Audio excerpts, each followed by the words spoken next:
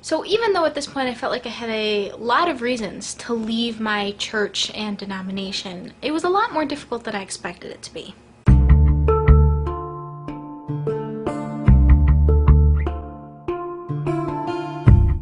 So after coming across this information about tongues, my view of speaking in tongues changed.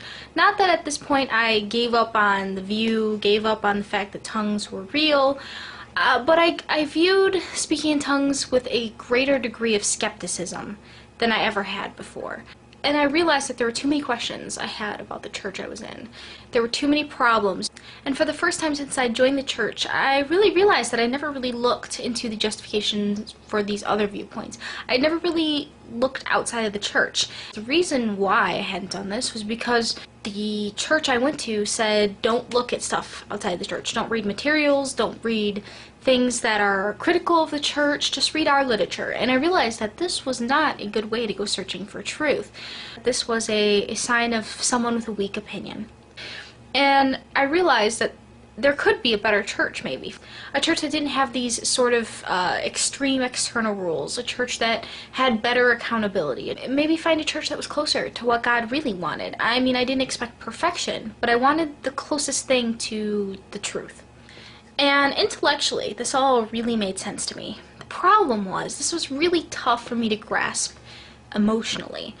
I was having a lot harder of a time grasping the idea of leaving than I expected to. There's a lot of fear that goes into leaving a church like that. They're never going to support you.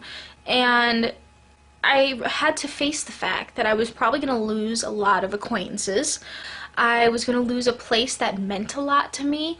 I had poured myself emotionally, spent a lot of time there, gave them tons of money over the years, thousands of dollars. I had spent years teaching Bible studies, supporting this message, and I had put so much effort into this denomination, and especially this particular church, and I no longer agreed with it. And there was something so scary about that. I was afraid of telling my husband. I was afraid of talking to people about it. I was scared. I remember one Wednesday night, I was by myself, and I was anxious. I was really anxious about avoiding church. I didn't know what I was going to do. I was thinking about, I really want to leave, and I decided to pray about it. And for the first time in a while, I felt like God told me something to do.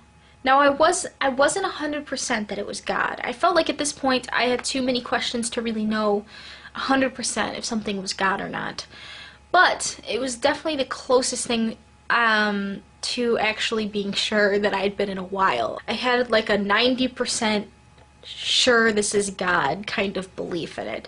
And I felt like God told me to leave that church.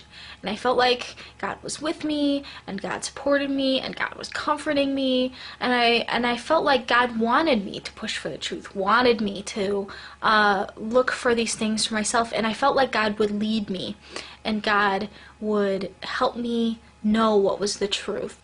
And I got a lot of comfort from this prayer time.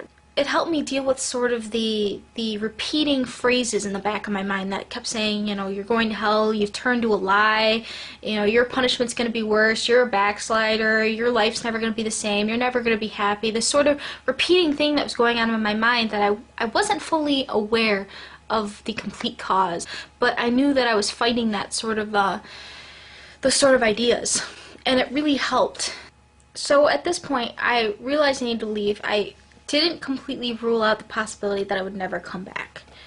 I thought I could always come back if I'm wrong. If this is the truth that I'm in, if this religion is right and I'm totally off, I wanted to know. And so I thought, you know, I'm not going to completely say I'm gone forever.